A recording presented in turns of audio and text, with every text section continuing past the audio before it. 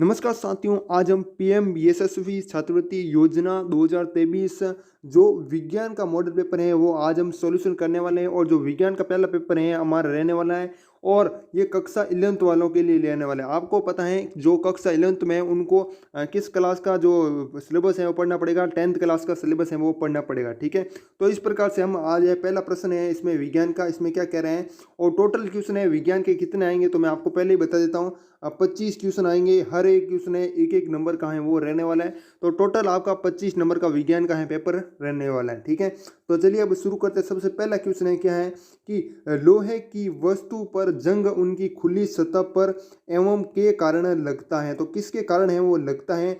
जो लोहे की वस्तु होती है आपको ऊपर देखते होगे लाल लाल है वो, उस पर जंग लग जाती है। कैसे लगती है? हम जब उसको खुली सतह है ना, खुली जगह पर है वो रख देते हैं। ठीक है, तो वो किस कारण लगती है? ऑक्सीजन और नमी के कारण, मतलब यहाँ पर ऑक्सीजन यहाँ पर नमी, या फिर कार्बन डाइऑक्साइड और नमी के कारण, सोडियम क्लोराइड या फिर नाइट्रोजन के साथ, और नाइट्रोजन या फिर नमी के साथ। तो बताना है इसमें आपका बिल्कुल है ऑक्सीजन। क्या हो जाएगा भाई? एक तो हो जाएगा आपका ऑक्सीजन और एक होती है नमी। ठीक है, और हम उनको मतलब जो लोहे की वस्तु होती है ना उसको बचाने के लिए, मतलब जंग लगाने से बचाने के लिए क्या करेंगे? उस पर पेंट करेंगे। क्या करेंगे? एक तो पेंट कर सकते हैं, है ना, और क्या कर सकते हैं? उस पर है वो तेल वगैरह, ग्रीस वगैरह है वो लगा सकते हैं ताकि है वो जंग है वो नहीं लगे। ठीक है, ये भी बचाव के उपाय हैं वो भी याद रखने हैं। और ये किस कारण लगती हैं? तो ऑक्सीजन और नमी के कारण लगती हैं। ठीक है, इस तरह से आपको याद रखना है। उसके बाद है अगला प्रश्न है, बहुत ही इंपॉर्टेंट क्वेश्चन लिए गए, हर एक क्वेश्चन है। ठीक है, अब देखो इसमें क्या कह रहे हैं। दूसरा क्वेश्चन है, वे अभिक्रिया जिनमें अभिकारकों के बीच आयनों का आदान प्रदान होता है कहलाती हैं? विस्थापन, संयोजन, द्विविस्थापन या फिर विघटन। आयन कौन से होते हैं भाई? एक तो धनायन होता है और एक होता है ऋणायन, है ना। तो इनका क्या होता है? आदान प्रदान। प्लस की जगह माइनस आ जाता है और माइनस की जगह प्लस आ जाता है, मतलब ये दोनों आदान प्रदान है वो कर देते हैं। तो वो क्या कहलाती है भाई? विस्थापन कहलाती है। विस्थापन अभिक्रिया, संयोजन अभिक्रिया, द्विविस्थापन या फिर विघटन। मैं इनकी सारी की परिभाषा भी आपको साथ में बताता रहूंगा, बहुत ही डीपली हम चलेंगे, है ना। तो इसमें देखो भाई क्या हो जाएगा, बिल्कुल है सी ऑप्शन हो जाएगा, द्विविस्थापन है वो राइट आंसर हो जाएगा। द्विविस्थापन की जो परिभाषा है वो क्या हो जाएगी, ये मैंने ऊपर बता दी थी। ठीक है, अब देखो भाई जो संयोजन अभिक्रिया ना इसकी देख लेते हैं हम। क्या देख लेते हैं भाई? संयोजन अभिक्रिया की परिभाषा, ऐसी अभिक्रिया जिसमें दो या फिर दो से अधिक पदार्थ मिलकर क्या बनाते हैं? एक नया है वो पदार्थ बनाते हैं। जैसे इसमें दो पदार्थ मिलते हैं, जैसे ए कोई पदार्थ है और बी है। ठीक है, तो क्या बनेगा?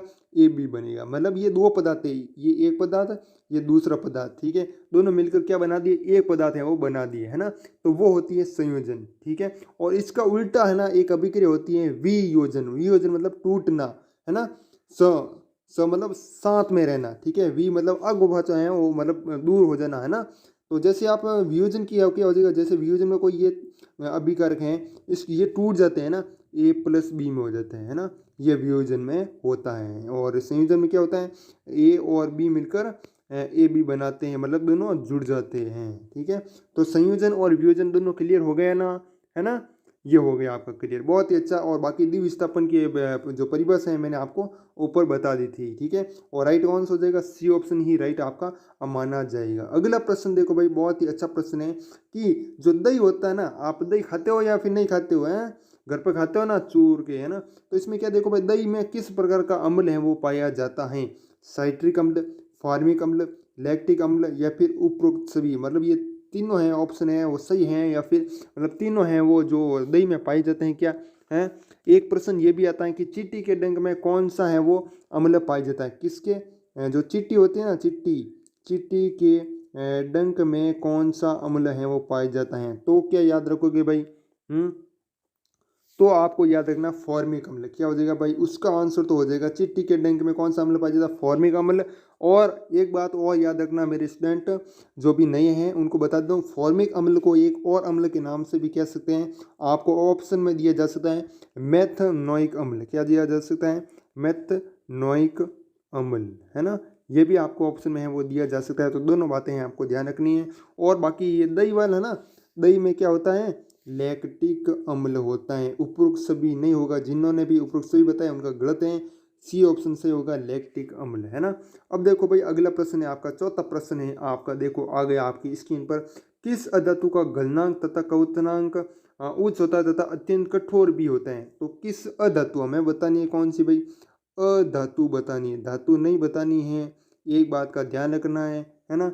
और उसका गलनांक क्या होता है, मतलब गलनांक और कवतनांक दोनों तो क्या होते हैं, उच्च हैं वो होते हैं, मतलब हाई होते हैं, क्या होते हैं, हाई, है ना। और क्या बात है, ये क्या होता है, वो कठोर भी होता है, मतलब सबसे कठोर है वो होती है ना। हीरा, जिसको आप कार्बन भी कह सकते हो, ग्रेफाइट, पारा या फिर ब्रोमीन। तो क्या हो जाएगा भाई इसमें, बिल्कुल है ना, सही आंसर है आपका हीरा कार्बन है वो राइट आंसर है, वो हो जाएगा, क्या हो जाएगा, हीरा, है ना, कार्बन। और ये पारा के बारे में बात कर लेते हैं, ये ग्रेफाइट के बारे में थोड़ी भी वो भी बात कर लेते हैं, ब्रोमीन के बारे में भी बात कर लेते हैं ना। तो देखो भाई ग्रेफाइट, ग्रेफाइट क्या होती है, आपको क्वेश्चन पूछा जा सकता है कि विद्युत की सुचालक अधातु, क्या पूछा जाएगा, विद्युत की सुचालक अधातु पूछे तो आपको बताना है क्या, ग्रेफाइट बताना है ना। और उसके बाद है एक आपका पारा, है ना। पारा के बारे में क्या पूछा जा सकता है, पारा पूछा जाएगा कि भाई आपको, है ना, कि कौन सी धातु सामान्य ताप पर तरल होती है, कौन सी धातु है वो सामान्य ताप पर क्या होती है, सामान्य ताप पर तरल है वो होती हैं, ठीक है। और ये ग्रेफाइट तो क्या है, अधातु, और पारा क्या है, धातु, ठीक है। इतना सा याद रख लोगे ना। उसके बाद है आपका ये ब्रोमीन, है ना। ब्रोमीन के बारे में क्या पूछा जाता है कि कौन सी अधातु, है ना, द्रव अवस्था में होती है, कौन सी अधातु क्या होती है, द्रव अवस्था में होती है, तो बताना है ब्रोमीन। तो मैंने यहाँ पर 4 से 5 क्वेश्चन आपके कन्फर्म है वो राइट कर लेंगे, यहाँ से एक प्रश्न आ जाए तो आपका गलत नहीं होना चाहिए। साथ साथ में इसकी पीडीएफ कहाँ पर मिलेगी मैं आपको बता दूंगा, है ना। तो पीडीएफ है के लिए आप क्या करोगे, हमारे टेलीग्राम ग्रुप को ज्वाइन कर लोगे या फिर हमें इंस्टाग्राम पर फॉलो कर लेना, मैसेज कर देना, वहाँ पर हम आप अपनी ईमेल आईडी दोगे ना तो हम आपको वहाँ पर भेज देंगे, है ना। या फिर आप टेलीग्राम है आपके पास तो टेलीग्राम ग्रुप को ज्वाइन कर लो, वहाँ पर हम पीडीएफ है वो दे देंगे, ठीक है। तो डेली पीडीएफ मिलेगी, 10 रुपये आपको देने होंगे, 10 रुपये, कितने, केवल और केवल 10 रुपये अभी आपके लिए खास ऑफर है ना। 10 रुपये में आपको डेली पीडीएफ मिलेगी, जितनी भी है ना हम यूट्यूब पर क्लास लेंगे ना उन सभी की, ठीक है। 10 रुपये में मात्र मिल रही है। और आपको टेलीग्राम ग्रुप को ज्वाइन कर लेना है, लिंक है वो डिस्क्रिप्शन में मिल जाएगा। और मैं आपको बता देता हूँ कि टेलीग्राम ग्रुप का नाम क्या है, टेलीग्राम ग्रुप का नाम क्या है, तो आपका नाम हो जाएगा GROW गुरु शिक्षा, ठीक है। जो हमारे यूट्यूब चैनल का नाम है ना वही हमारे टेलीग्राम ग्रुप का नाम है ना। तो इसे ज्वाइन कर लेना, ठीक है। 10 रुपये मिल रहे हैं। उसके बाद है आपकी महंगाई हो जाएगी, फिर मत कहना कि प्राइस है वो बढ़ा दिए, है ना। तो डेली पीडीएफ मिल जाएगी आपको। अगला प्रश्न है आपका, देखो कि मेंडलीव की आवर्त सारणी में किस तत्व को सही स्थान है वो नहीं मिला। जो मेंडलीव की आवर्त सारणी है ना, मेंडलीव की आवर्त सारणी है ना, तो उसमें किस तत्व को सही स्थान है वो नहीं मिला है ना। एक बात का और ध्यान रखना कि जो मेंडलीव की आवर्त सारणी है ना उसमें समूह तथा आवर्तों की संख्या कितनी है, तो आपको याद रखना 9 तो क्या है, 9 तो समूह है, क्या है, 9 तो समूह है, ठीक है। और जो आवर्त है ना वो कितने, 7 आवर्त हैं, कितने आवर्त हैं, 7 आवर्त हैं। ये मेंडलीव की आवर्त सारणी में थोड़ा सा याद रखना, बहुत बार प्रश्न पूछे गए हैं। इसमें देखो भाई किस स्थान को सही स्थान है वो नहीं मिला है, तो किसको नहीं मिला भाई, हाइड्रोजन, बिल्कुल है, सही आंसर हो जाएगा हाइड्रोजन, डी ऑप्शन है राइट आंसर हो जाएगा। अगला प्रश्न देखो भाई इसमें क्या हो जाएगा, डी ऑप्शन। अगला प्रश्न है आपका, मेंडलीव ने जब आवर्त सारणी बनाई तो कुल तत्वों की संख्या कितनी थी, ठीक है। यहाँ पर ने होगा, मेंडलीव ने जब आवर्त सारणी बनाई तो आवर्त सारणी बनी तो कुल तत्वों की संख्या कितनी थी, 63, 64, 65 या फिर 67। तो बिल्कुल है आपका 63 है, कितनी थी, 63 ही वो तत्व हैं वो बने हुए थे, और 9 समूह बनाए थे और 7 आवर्त बने थे, कितने, 9 समूह और 7 आवर्त। ओके, अब देखो भाई अगला प्रश्न है, 6 प्रश्न हो चुके हैं आपके सामने। स्वपोषी पोषण के लिए अत्यंत आवश्यक है, स्वपोषी पोषण है उसके लिए आवश्यक क्या है, पहले सबसे पहले मैं आपको ना इसकी थोड़ी परिभाषा भी है आपको बता देता हूँ कि परिभाषा क्या है कि पोषण की वह विधि जिसमें क्या होता है, जो कोई भी जीव मान लीजिए वो क्या करता है, अकार्बनिक पदार्थों से, जो भी अकार्बनिक पदार्थ हैं उनसे क्या करता है, कार्बनिक भोज्य पदार्थों का निर्माण है वो खुद ही कर लेते हैं, है ना। जैसे आपके हरे पौधे हैं ना वो खुद ही निर्माण करते हैं, तो वो क्या है, स्वपोषी पोषण विधि है वो अपनाते हैं। कौन सी विधि अपनाते हैं, स्वपोषण विधि है वो अपनाते हैं। कौन कौन कौन अपनाते हैं, जो भी जितने भी हरे पौधे ना वो, है ना। और इसमें पूछा है कि स्वपोषी पोषण के लिए आवश्यक क्या है, तो आवश्यक क्या है, कार्बन डाइऑक्साइड तथा जल जल भी जरूरत है, सभी को जरूरत है ना। क्लोरोफिल आता है, जैसे कोई पत्ती है, पत्ती के बीच में जो हरी हरी लाइन होती है ना, उसको बोलते हैं क्लोरोफिल। एक होता है सूर्य का प्रकाश। ये तीनों चीज़ें है ना वो जरूरी हैं। बिल्कुल सही है, आपका डी ऑप्शन है सही आंसर है, वो हो जाएगा है ना। जितने भी हरे पौधे ना वो कौन सी विधि अपनाते हैं, स्वपोषी पोषण विधि अपनाते हैं। और जो ऐसे जीवधारी होते हैं ना, जो भी मतलब जैसे पौधा है ना, वो क्या कहलाता है, स्वपोषी कहलाता है, मतलब खुद ही बनाता है ना। और मनुष्य क्या है भाई, स्वपोषी है या फिर विषमपोषी? बताओ भाई, कमेंट करके बताओ फटाफट से इसका आंसर है ना। फटाफट से कमेंट करके बता दो कि स्वपोषी है फिर विषमपोषी मनुष्य है। एक बात मैं आपको और बता देता हूँ है ना, थोड़ी सी मोस्ट इंपोर्टेंट बात है कि जो सूर्य के प्रकाश की उपस्थिति में पर्णहरित है ना, जिसको कहते हो आप क्लोरोफिल, क्या कहते हो, क्लोरोफिल द्वारा क्या होता है, जल एवं CO2 से ग्लूकोज का निर्माण होता है ना। तो वो क्या करते हैं, ग्लूकोज है वो बनाते हैं। अकार्बनिक पदार्थ क्या हो जाएगा, इसमें ग्लूकोज हो जाएगा जो है ना। ये कार्बनिक पदार्थ हैं, और जो पर्णहरित हैं क्लोरोफिल हैं, ये है ना, ये सभी क्या करते हैं, ये निर्माण करते हैं ग्लूकोज का है ना। किसके द्वारा, ये जल है ना। और क्या बताया मैंने आपको, सूर्य का प्रकाश है, कार्बन डाइऑक्साइड है, ये है ना अकार्बनिक पदार्थ है। कौन कौन से हैं, सूर्य का प्रकाश है और जल हैं, कार्बन डाइऑक्साइड हैं, ये सभी अकार्बनिक पदार्थ हैं। और कार्बनिक पदार्थ क्या हो जाएगा, ग्लूकोज है वो हो जाएगा है ना। ये थोड़ा सा ध्यान रखना है ना, याद रख लोगे ना। अगला प्रश्न देखो भाई, 8वां प्रश्न है, पत्तियों का मुरझाना किस हार्मोन के कारण होता है। जो पत्तियां होती है ना, जैसे ये पत्ती सीधी होती है एकदम, ठीक है, सीधी होती है, फिर थोड़े दिन बाद में मुरझा जाती है, मतलब सूख जाती है, आप मान सकते हो है ना। तो वो किस कारण होता है, किस हार्मोन के कारण होता है। हमारे मनुष्य में भी हार्मोन पाए जाते हैं ना, जैसे पुरुषों में कौन सा पाया जाता है भाई, टेस्टोस्टेरोन होता है ना। आगे प्रश्न आएगा, मैं आपको बताऊंगा वैसे है ना। तो इसमें बिल्कुल है डी ऑप्शन हो जाएगा, एब्सिसिक अम्ल। क्या हो जाएगा, एब्सिसिक अम्ल है वो राइट आंसर हो जाएगा है ना। और इसमें ब है वो आध आएगा, इसमें पूरा नहीं आएगा, ठीक है। एक मिनट में यहाँ पर आपको लिख कर बता देता हूँ वापस कैसे आएगा, एब्सिसिक अम्ल, ये आपका राइट आंसर हो जाएगा। अगला प्रश्न देखो भाई, बहुत ही अच्छा प्रश्न है कि यहाँ पर क्या लिखा है, एक मिनट रुको, एक मिनट इसको पूरा कर लेते हैं। अब देखो यहाँ पर क्या लिखा है, नर हार्मोन है, नर हार्मोन मतलब जो पुरुष हैं, पुरुषों में कौन सा हार्मोन होता है, टेस्टोस्टेरोन, प्रोजेस्टेरोन, एस्ट्रोजन, या फिर इनमें से कोई नहीं। तो क्या हो जाएगा भाई, पुरुषों में टेस्टोस्टेरोन होता है। तो ये ऑप्शन है बिल्कुल सही आंसर है, वो हो जाएगा। बहुत ही अच्छे प्रश्न है। अगला प्रश्न देखो भाई, 9 हो गया। 10वां प्रश्न है, पुरुषों में कौन सी लैंगिक गुणसूत्र पाए जाते हैं। पुरुषों में जो भी है ना, कौन से लिंग गुणसूत्र पाए जाते हैं, XY या फिर दोनों, या फिर इनमें से कोई नहीं। बहुत बार एग्जाम में पूछा गया है और अच्छा प्रश्न है, इंपॉर्टेंट स्टार लगाओ, जो भी लगाना चाहते हो लगा दो। और एक बार में आपको ये प्रश्न है वो याद हो जाएगा। इसमें हो जाएगा बी ऑप्शन, क्या हो जाएगा भाई, बी ऑप्शन है करेक्ट आंसर हो जाएगा। XY हैं वो गुणसूत्र पुरुषों में पाए जाते हैं। और स्त्रियों में कौन से पाए जाते हैं, स्त्रियों में आपको याद रखना XX, ये स्त्रियों में है वो गुणसूत्र हैं, वो लैंगिक गुणसूत्र हैं, लिंग गुणसूत्र हैं क्या वो, जिसको है ना, तो वो आपके हैं XX हो जाएगी है ना। बहुत ही अच्छा प्रश्न है। अगला प्रश्न देखो भाई, 11 प्रश्न है हमारे सामने कि वाहनों की साइड में किस दर्पण का प्रयोग किया जाता है। जो वाहन होते हैं, वाहनों के साइड में होते हैं, आपको पता है, जैसे ये कार है, कार के यहाँ पर लगे होते हैं, ये स्ट्रिंग है आप मान सकते हो, ठीक है। और यहाँ पर जो कांच लगे होते हैं, दर्पण लगे होते हैं है ना, तो वो है ना कौन से होते हैं, उत्तल दर्पण होते हैं, या फिर अवतल दर्पण होते हैं, या फिर समतल होते हैं, या फिर इनमें से कोई नहीं।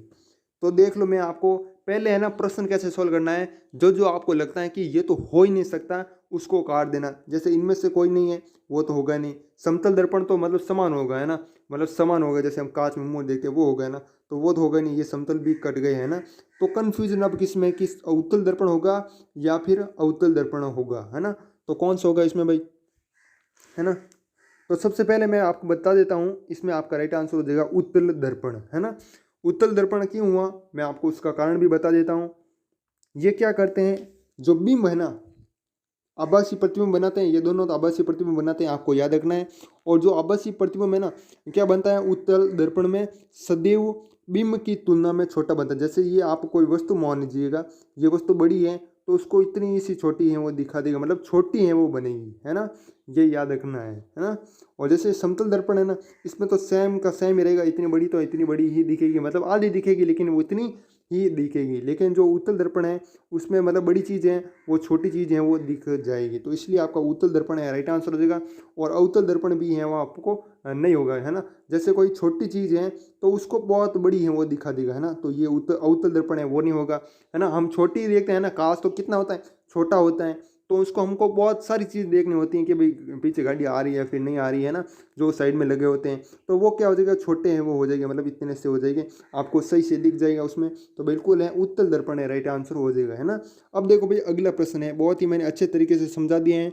और एक बात का और ध्यान रखना, क्या ध्यान रखना है कि जो उत्तल दर्पण होते हैं ना, ये वस्तु का वास्तविक प्रतिबिंब है वो नहीं बना सकते, वस्तु का वास्तविक प्रतिबिंब है वो नहीं बना सकते, ये आपको थोड़ा सा ध्यान रखना है।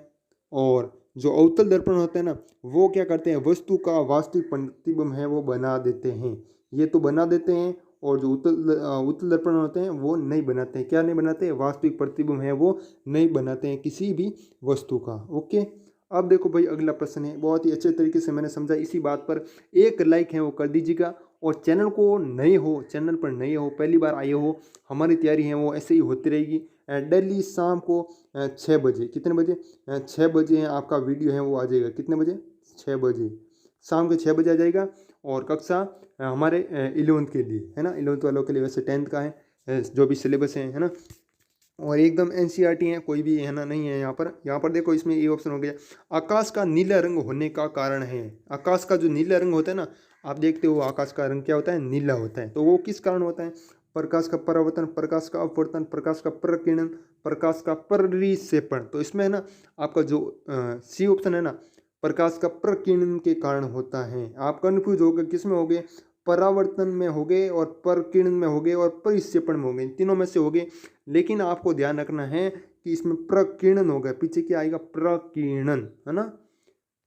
ओके भाई, अब देखो भाई अगला प्रश्न है आपका, विद्युत आवेश का एसआई मात्रक है, जो विद्युत आवेश है ना उसका एसआई मात्रक क्या है।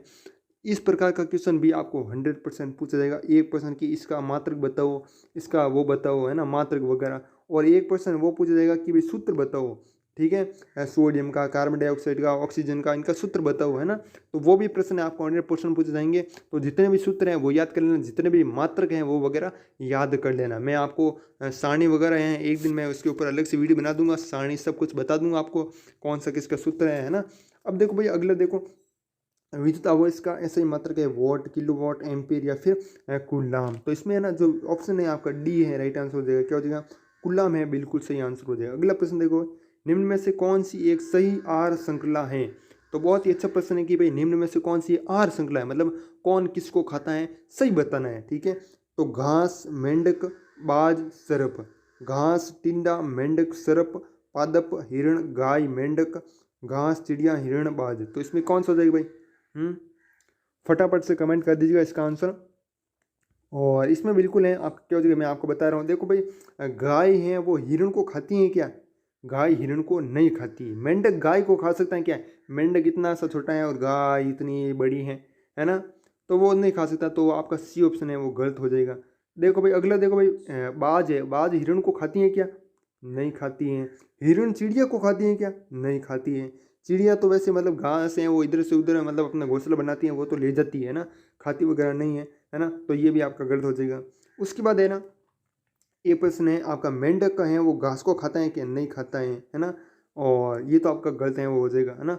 सर्प है वो बाज को नहीं है, ये लड़ते हैं ना, तो ये आपका नहीं होगा। आपका जो बी ऑप्शन है राइट आंसर हो जाएगा, घास। घास को कौन खाता है, टिड्डा खाता है। टिड्डा को कौन खाता है, टिड्डा को मेंढक खाता है, खा जाता है ना। और मेंढक को कौन खाता है भाई, सर्प है वो खाता है, मतलब सांप, क्या खाता है, सांप है वो खाता है, ये आंखें, है ना। ओके, तो ये हो गया आपका बिल्कुल सही आंसर, बी ऑप्शन हो गया, है ना। 15 नंबर क्वेश्चन है आपका कि लार, लार में उपस्थित एंजाइम है। काफ़ी सारे स्टूडेंट को नहीं पता होगा कि भाई लार है वो होती क्या है। जो हमारी जीभ पर होती है ना, जीभ पर पिघली पिघली गिलगिली होती है ना, वो होती है लार, एकदम पानी की तरह, है ना। उसकी वजह से ही हम खाना खा पाते हैं, खाना है वो हमारे पेट के अंदर है वो जाता है, किसकी वजह से, लार की वजह से ही है वो चला जाता है, ठीक है। और ये एंजाइम है, इसमें कौन सा एंजाइम होता है, लाइपेज होता है, टाइलिन होता है, पेप्सिन होता है या फिर रेनिन होता है। तो इसका याद रखना है, बहुत ही इंपॉर्टेंट क्वेश्चन है। इसको स्टार है वो लगा देना या फिर कहीं पर कॉपी में है लिख देना। इसमें आपका टाइलिन हो जाएगा, क्या हो जाएगा, टाइलिन है वो राइट आंसर हो जाएगा। अगला प्रश्न है भाई, रक्त का पीएच मान है, रक्त का जो पीएच मान है वो क्या है, 0, 2, 4, 0.7। तो इसमें क्या हो जाएगा भाई, रक्त का जो पीएच मान है, हमारा जो खून होता है ना, उसमें ये होता है आपका 7.4 होता है, 0.7 नहीं होता है, 7.4 होता है। क्या होता है, 7.4 होता है, 0.7 नहीं होगा यहाँ पर, 7.4। ओके, अब देखो भाई अगला प्रश्न है आपका, प्रकाश का वेग सर्वाधिक होता है, प्रकाश का वेग है ना वो सर्वाधिक किस में होता है, कांच में, पानी में, हवा में या फिर निर्वात में। अब आप बोल रहे भाई निर्वात क्या है, ठीक है, पानी एक प्रकार का माध्यम है, ठीक है, कोई भी एक प्रकार माध्यम मान लीजिएगा, कांच भी एक माध्यम है, हवा भी माध्यम है, और जहाँ पर कोई माध्यम नहीं है ना वो उसको बोलते हैं निर्वात, ठीक है, क्या बोलते हैं, निर्वात, है ना। और जो प्रकाश का वेग है ना वो सर्वाधिक किस में होता है, निर्वात में होता है। अगर आपको ऑप्शन में उपयुक्त सभी दे देना तो भी आपको निर्वात ही करना है ना। अगर मान लीजिएगा आप कांच को काट दीजिए और कांच की जगह आपको उपयुक्त सभी दे दे तो क्या करना है, तो भी आपको निर्वात में करना पड़ेगा। क्यों, क्योंकि हमें क्या पूछा है कि सर्वाधिक, सर्वाधिक में कोई एक चीज होती है न कि अलग अलग होती है, सर्वाधिक हमें पूछी है तो सर्वाधिक में आपको क्या हो जाएगा, निर्वात है वो राइट आंसर होगा, है ना। ये बात का ध्यान रखना, क्वेश्चन आपको ऐसा ही पूछेगा कि भाई कौन सी चीज़ सर्वाधिक है और ऑप्शन दिया जाएगा आपको उपयुक्त सभी, तो उपयुक्त सभी आपको नहीं करना है और एक ही चीज़ पूछेगी, सर्वाधिक में एक ही चीज़ होती है ना, तो आपकी एक चीज होगी निर्वात। ओके, अब अगला प्रश्न है आपका, तांबा और जस्ता से बनने वाली मिश्र धातु, ठीक है, एक है आपका तांबा, क्या है, ये आप लिख दीजिएगा तांबा, ठीक है, और तांबा और इस साइड लिख दीजिएगा जस्ता, ठीक है, इन दोनों को मिलाएंगे और एक धातु बनेगी मिश्र धातु। मतलब दो या दो से अधिक धातु बनाते हैं ना, मिलाते हैं ना, तो उससे एक जो भी धातु बनती है ना वो क्या होती है, मिश्र धातु होती है। तो वो कौन सी बनेगी, पित्तल, सोडियम या फिर टंगस्टन या फिर लोहा। तो बता दीजिएगा फटाफट से इसका आंसर, इसमें क्या हो जाएगा भाई, इसमें बिल्कुल है पित्तल है राइट आंसर हो जाएगा, हो जाएगा पित्तल है वो राइट आंसर हो जाएगा। यहाँ पर हम लिख देते हैं पित्तल। ओके, ये जुल पित्तल हो गया। ओके, उसके बाद अगला प्रश्न आपका, कौन सा कथन सत्य नहीं है, कौन सा कथन सत्य नहीं है, इसमें तो आप बता सकते हो आराम से, है ना। तो देखो भाई पहला क्या करें, अम्लों का स्वाद खट्टा होता है, ठीक है, बिल्कुल सही बात है, 100% सही बात है कि भी अम्लों का स्वाद खट्टा होता है। अम्ल क्या करते हैं, अम्ल नीले लिटमस को क्या कर देते हैं, लाल है वो कर देते हैं, और जो सार होते हैं वो लाल लिटमस को नीला कर देते हैं। बिल्कुल सभी कथन सही है।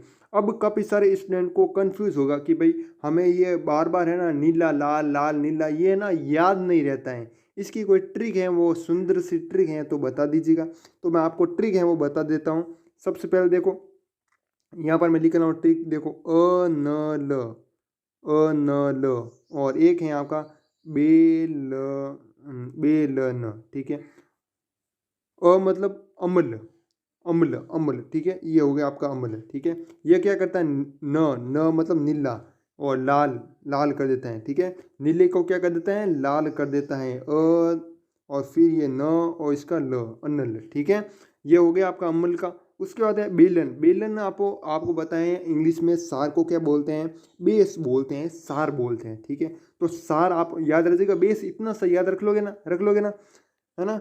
इसमें बे तो हो गया, सार हो गया, फिर है ल, इसका ये ल है, तो ये क्या करता है, लाल को क्या करता है, न करता है, न मतलब नीला करता है। बहुत ही अच्छी ट्रिक है ना। ये आपका हो गया, इसमें ये ट्रिक हो गई, इसमें आपका जो ऑप्शन है डी सही हो जाएगा। अगला प्रश्न देखो भाई, अगला बहुत ही अच्छा प्रश्न कि रुधिर का रंग किसकी उपस्थिति के कारण लाल होता है। जो हमारा खून होता है, जो हमारा रक्त होता है, वो किसके कारण भाई लाल होता है, बताओ भाई। इसका आंसर क्या हो जाए, प्लाज्मा, हीमोग्लोबिन, श्वेत रुधिर कोशिकाएं या फिर उपरोक्त सभी, है ना। तो इसमें क्या हो जाएगा भाई, क्वेश्चन नंबर 20 में किसकी उपस्थिति के कारण लाल होता है भाई, हीमोग्लोबिन, बिल्कुल सही आंसर हो जाए। जिसने भाई हीमोग्लोबिन बताया उन सभी का आंसर राइट है। अगला प्रश्न देखो भाई, क्वेश्चन नंबर 21 है, निम्न में से कौन सी अनैच्छिक क्रिया है, ठीक है।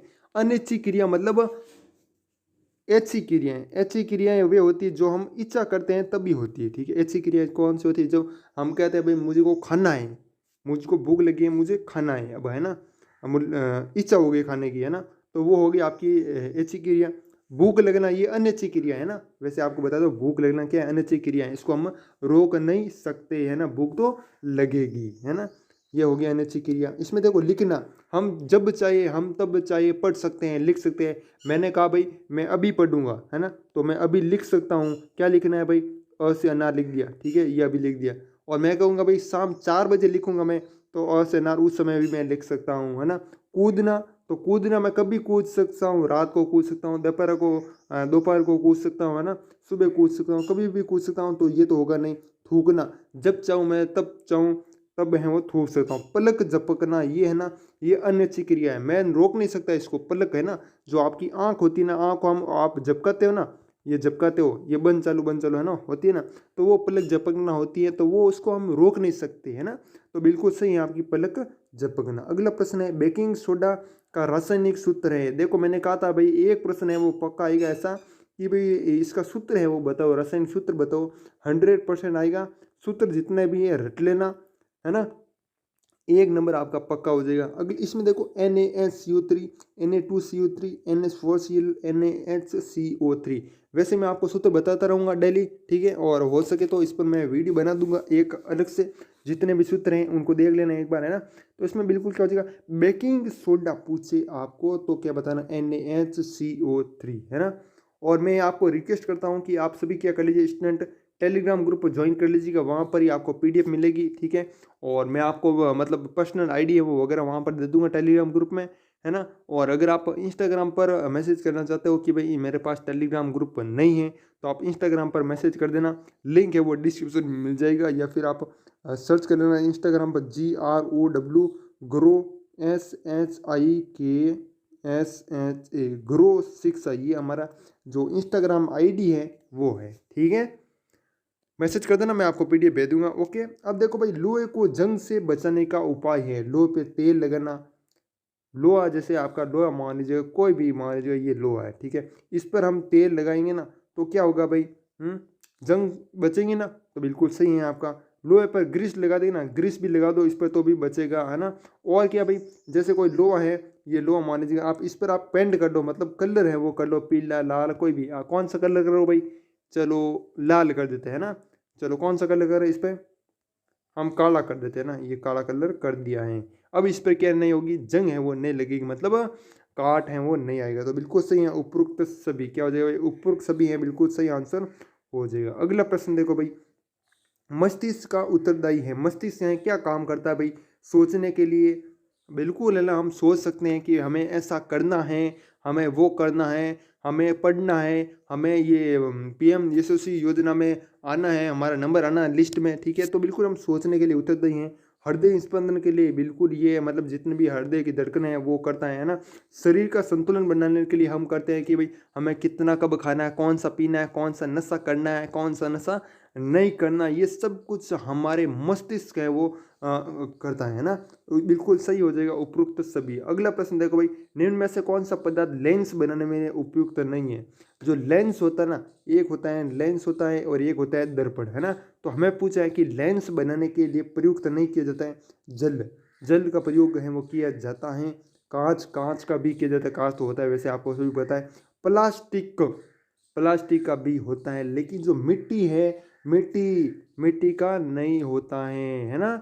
अब देखो भाई ये हो गया आपका पूरे 25 से क्वेश्चन हो चुका है, आपका पहला मॉडल है कंप्लीट है वो हो चुका है। और बाकी डेली क्लास है आपकी मैंने बता दिया है, टाइम है वो क्या रहेगा, शाम के 6 बजे हमारी क्या आ जाएगी, क्लास है वो आ जाएगी, चाहे कोई भी सब्जेक्ट हो, हमारे 11th वालों के लिए, 11th वालों के लिए आ जाएंगी है ना। और बाकी जो आपकी 9th क्लास हैं उनके लिए भी हम शुरू कर लेंगे जल्द से जल्द, है ना। तो तैयारी करते रहेगा एकदम। मैं आपको चैनल पर फ्री हैं वो क्या ला रहा हूँ, क्लास हैं वो ला रहा हूँ एकदम फ्री है, ठीक है। और PDF हैं, वो PDF हैं वो आपको डेली मिलेगी, मतलब जितनी भी मैं यूट्यूब पर क्लास कराऊंगा ना उन सभी की PDF है आपको हमारे टेलीग्राम ग्रुप में मिल जाएगी। तो टेलीग्राम ग्रुप में मैसेज कर देना मुझको, ठीक है, मैं आपको सेंड कर दूंगा। उसके लिए अभी तक आपको कितने रुपए देने हैं, 10 रुपये वो देने पड़ेंगे PDF के लिए, कितने, 10 रुपये, ठीक है। और ये आपका ऑफर है 5 सितंबर तक, 5 सितंबर के बाद आपकी क्या हो जाएगी, PDF की प्राइस है वो 15 रुपये हो जाएगी, क्या हो जाएगी, 15 रुपये वो हो जाएगी, ठीक है। फिर मत कहना की ये रुपये है वो बढ़ा दिए है ना। तो ये आपकी लास्ट डेट रहने वाली है, तो बिल्कुल है आप टेलीग्राम ग्रुप ज्वाइन कर लीजिएगा। और बाकी आपके पास टेलीग्राम नहीं है, मान लीजिएगा मेरे पास TLIGRAM टेलीग्राम नहीं है, मैं डाउनलोड नहीं करना चाहता, तो इंस्टाग्राम तो आप सभी के पास होगा, तो इंस्टाग्राम पर मैसेज कर देना, वहाँ पर आपकी ईमेल आईडी वगैरह मुझे सेंड कर देना, मैं आपको ईमेल है वो कर दूंगा, ठीक है, क्या कर दूंगा, ईमेल है वो कर दूंगा, ठीक है, मतलब जो फाइल है वो, ठीक है। और बाकी कुछ नहीं है, हमारी जो है विज्ञान की तैयारी चल रही है और धीरे धीरे हम सामाजिक विज्ञान की भी तैयारियां वो स्टार्ट कर देंगे, ठीक है। और जो आपका जनरल अवेयरनेस है उसके भी लगातार हम क्वेश्चन लाएंगे, ज़्यादा क्वेश्चन हैं वो आपके पता है, आपके मैथ्स के आते हैं, ठीक है, साइंस के आते हैं ना, इनके आते हैं, जनरल अवेयरनेस के थोड़े कम आते हैं, लेकिन उसको भी हम क्लियर कर देंगे। सोशल साइंस के साथ है ना, सोशल साइंस सामाजिक विज्ञान के साथ है वो, मतलब लाते रहेंगे, जो भी इंडिया जीके है वो भी, ठीक है। तो बाकी मिलते हैं किसी नेक्स्ट वीडियो में, तब तक के लिए जय हिंद, जय भारत, वंदे मातरम।